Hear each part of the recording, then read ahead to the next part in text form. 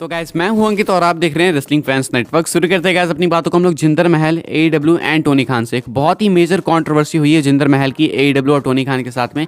इतनी मेजर कि वो ओवरनाइट यूएसए में नंबर 2 पे ट्रेंड कर रहे थे एंड रातों रात वो बन चुके हैं biggest baby face. Full support मिल चुका है उनको डब्ल्यूडब्ल्यू फैंस का। हुआ क्या है मैं आपको डिटेल में घुस के बताता हूँ। ये बात तो आप लोग खुद भी एक्नॉलेज करोगे कि रिसेंट टाइम्स में टोनी खान बिल्कुल भी स्टेबल नहीं है। काफ़ी ज़्यादा मॉक कर रहे हैं डब्ल्यूडब्ल्यू को। कभी अंडरटेकर को मॉक कर देना, कभी उनकी एनएक्सटी अपीयरेंस को मॉक कर देना, तो कभी ट्रिपल एच शॉन माइकल्स को गाली दे देना। जो रेसलिंग लेजेंड्स हैं उनको भी नहीं छोड़ते हैं टोनी खान रिसेंटली में। तो स्टेबिलिटी बिल्कुल भी नहीं है एईडब्ल्यू के सीईओ में करेंटली। मेंटली स्टेबिलिटी बिल्कुल भी नहीं है। अभी क्या होता है कि टोनी खान कंपेयर करते हैं अपने एक सुपरस्टार को एंड नहीं अपने एक रेसलर को जिंदर महल से, जो कि डब्ल्यूडब्ल्यू सुपरस्टार हैं, एंड ट्वीट करते हैं, लिखते हैं अ डबल स्टैंडर्ड। बेसिकली ये कहते हैं रुको दोगलापन दिखाता हूँ। कहते हैं अपने हुक को टैग करके, इनके एईडब्ल्यू में एक हुक सुपरस्टार थे, रेसलर थे, जो कि स्टार्टिंग में काफ़ी ज़्यादा हाइप में आ रहे थे, लेकिन उसके बाद एज यूजुअल एईडब्ल्यू में जैसे हाइप डाउन होती है वैसे ही हाइप डाउन हो गई। तो जो हुक हैं उनको टैग करते कहते हैं hook 28-1 career record on a winning streak calls out the champ, a logical challenge, a sparks online outrage. Jinder has literally lost every single match he's in for the past year. Immediately gets title shot. Where is the race? उसके बाद promote करते हैं AEW dynamite को। कहते हैं कि देखो भाई दोगलापन, इंटरनेट का, फैंस का दोगलापन। हमारा रेसलर हुक जो है भाई एक विनिंग स्ट्रीक पे था, उसके बाद वो आके चैंपियन को चैलेंज करता है, जो कि लॉजिक बनाता है काफ़ी ज़्यादा, लेकिन ये चीज़ लोगों को पसंद नहीं आई। लोगों ने इसके अगेंस्ट बोलना चालू कर दिया। वही दूसरी तरफ ये बंदा है जिंदर महल, जिसने पिछले पूरे साल में सारे के सारे मैचेस हारे हैं। ये जीता कब है एंड उसके बाद अचानक से इसको टाइटल अपॉर्चुनिटी मिलती है, लेकिन अब ये रिएक्शन क्यों नहीं आ रहा फैंस का? अब लोग आउटरेज क्यों नहीं दिखा रहे हैं? अब वो रेज क्यों नहीं दिख रहा है? उसके बाद एईडब्ल्यू डायनामाइट प्रमोट भी कर देते अपना। देन इसके बाद ये रुकते नहीं है। टोनी खान ने यूएसए नेटवर्क का भी रिस्पॉन्ड करा। यहाँ पे भी जिंदर महल को मॉक करते हैं। यूएसए नेटवर्क बेसिकली जो है ऐसे मॉक वगैरह करी थी केज मैच की रेटिंग को।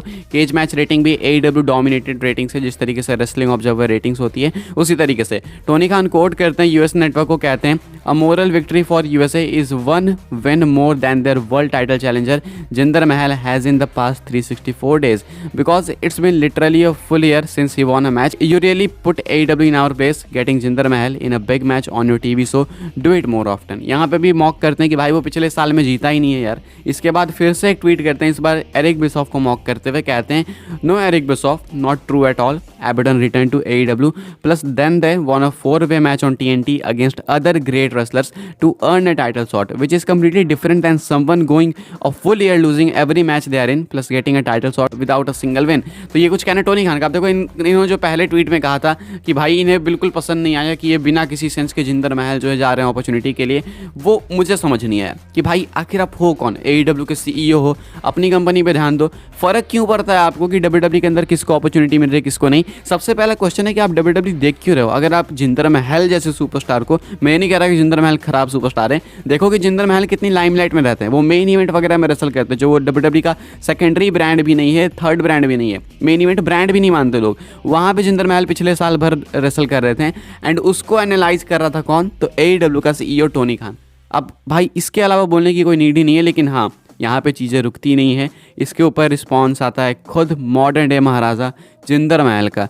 जिंदर महल कोट करते हैं टोनी खान के ट्वीट को एंड बस ये ट्वीट ख़त्म था भाई टोनी खान के लिए, एंड ऑफ वर्ल्ड्स हो गया। क्या यहाँ पे कोट करते हैं महाराजा एंड लिखते हैं who the is hook, watch Monday night on US network Monday 8 PM Easter. तो भाई इन्होंने ज़्यादा कुछ कहा नहीं है, सिर्फ हुक के बारे में कुछ नहीं। भाई ये कौन सी बला, ये है कौन, ये हुक क्या होता है? एंड उसके बाद इन्होंने जिस तरीके से टोनी खान ने AEW प्रमोट करा, डायनामाइट प्रमोट करा, उसी तरीके से ये मंडे नाइट रॉ प्रमोट करते हैं। अब देखना है कि जिंदर महल क्या सही में जीतेंगे वर्ल्ड चैंपियनशिप, क्योंकि काफ़ी मजाक बनाया है टोनी खान ने उनका। एंड आई रियली होप कि जिंदर महल को एक विक्ट्री मिले। क्या थॉट्स आपके कॉमेंट करके बताना। लेकिन जिंदर महल ने भाई ये ट्वीट करके भयंकर आग लगा दी। 2 घंटे के अंदर 30,000 प्लस लाइक्स थे एंड ट्विटर पर ट्रेंड कर रहे थे वो। एंड टोनी खान की तो भाई फैंस ने जो मजाक नहीं भाई, जो खाली है ना, बिलीव भी नहीं कर सकता। आप लोग ट्विटर पे होगे तो आपको पता होगा।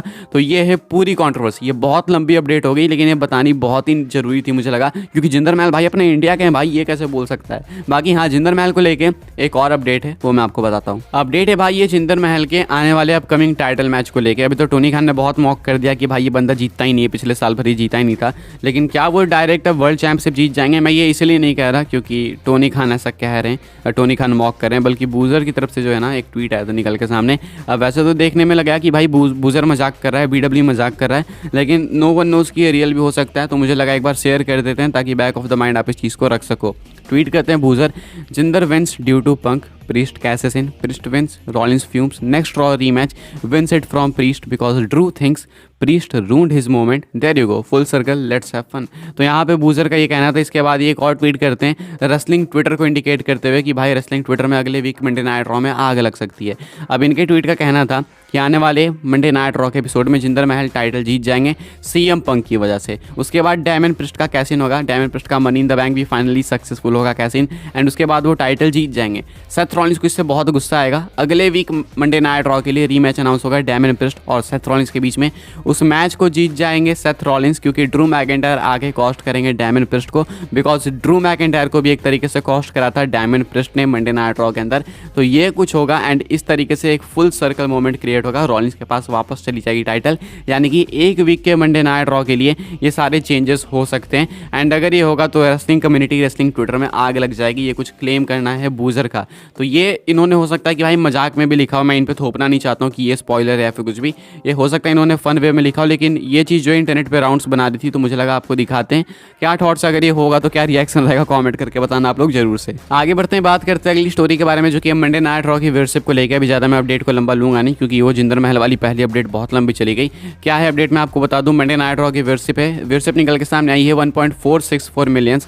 पिछले वीक की व्यूअरशिप थी 1.751 मिलियन जो कि डे 1 का एपिसोड था। अब यहाँ पे व्यूअरशिप डाउन है तो ऑब्वियस रीजन से, प्लस कंपटीशन भी था, तो उसके बावजूद भी 1.461 मिलियन है तो मेरे अकॉर्डिंग ठीक है। 1.464 मिलियन है तो अच्छा व्यूअरशिप है मेरे हिसाब से भाई। अगर कंपटीशन है उसके बाद इस वीक तो रॉक वगैरह कोई नहीं था तो मेरे अकॉर्डिंग सही व्यूअरशिप है। CM पंक थे जरूर से, लेकिन फिर भी अब मैसिव डिफरेंस है भाई रॉक और CM पंक में, तो अभी के हिसाब से मंडे नाइट रॉ की व्यूअरशिप है 1.464 मिलियंस। आगे बढ़ते हैं गाइस, बात करते हैं अगली स्टोरी के बारे में जो कि है ब्रॉन्सन रीड को लेके। क्या ब्रॉन्सन रीड को मिलने वाला है एक मैसिव पुश 2024 के अंदर? अपडेट वगैरह तो स्टार्टिंग में निकल के सामने आई थी, अभी लेटेस्ट स्टेटस क्या है इसको लेके भी अपडेट आ चुकी है निकल के सामने। एंड ये अपडेट है रेसलिंग ब्लॉग की तरफ से जहाँ पे क्लेम करा जा रहा है कि जो ब्रॉन्सन रीड है उनके लिए प्लान्स हैं 2024 में। कहा जा रहा है WWE has great plans for Bronson Reed for this year, there is a lot of trust backstage on him. अभी के हिसाब से भी सेम स्टोरी है, सेम कहानी है कि ब्रॉन्सन रीड को जो है WWE पुश करना चाहती है एंड ये साल उनके लिए स्पेशल होने वाला है। बैक स्टेज लोग काफ़ी ज़्यादा बिलीव करते हैं उनके ऊपर, तो ये एक अच्छा साल जाएगा ब्रॉन्सन रीड के लिए। अपनी आखिरी स्टोरी कवर कर लेते हैं जो कि है रोमन रेंस को लेके। एंड रोमन रेंस को और कम अपीयरेंसेस देनी चाहिए, ये कुछ कहना है मार्क हेनरी का बस्टेड ओपन पॉडकास्ट में। अब इससे पहले कि आप कुछ कमेंट करो मैं आपको बता दूं कि इसके पीछे ये रीज़न क्या देते हैं। ये कहते हैं कि रोमन को ल्यूकीमिया है एंड जो ल्यूकीमिया से ग्रसित लोग होते हैं भाई उनको काफ़ी कम ऐसे पब्लिकली अपीयर होना चाहिए क्योंकि एटमॉस्फेयर उन्हें ज़्यादा सूट करता नहीं है। Talking about Roman Reigns same condition उनके साथ। तो मेरे अकॉर्डिंग भाई जो लोग आउटरीच करते हैं कि ये बंदा आ नहीं रहा है, उन्हें सोचना चाहिए, उन्हें तो मनाना चाहिए कि रोमन को और कम आना चाहिए ताकि वो बंदा सेफ रहे। उसकी सेफ्टी से बड़ा कुछ है ही नहीं। ये कुछ कहना है मार्क हेनरी का। क्या आप लोग अग्री करते हो? कॉमेंट करके बताना जरूर से। फिलहाल गैस इस वीडियो के लिए ये कुछ अपडेट्स है। जिंदर महल वाली स्टोरी पर रिएक्शन बताना जरूर से लिख के वीडियो को लाइक करना, शेयर करना, सब्सक्राइब करना, चैनल को फॉलो कर सकते हैं आप लोग मुझे इंस्टाग्राम एंड ट्विटर पे, लिंक आपको मिल जाएगी डिस्क्रिप्शन में। ज्वाइन कर सकते हैं व्हाट्सएप चैनल को, उसके भी लिंक है डिस्क्रिप्शन में। मिलते हैं अपने नेक्स्ट ऑफेयर काफ़ी इंटरेस्टिंग वीडियो में।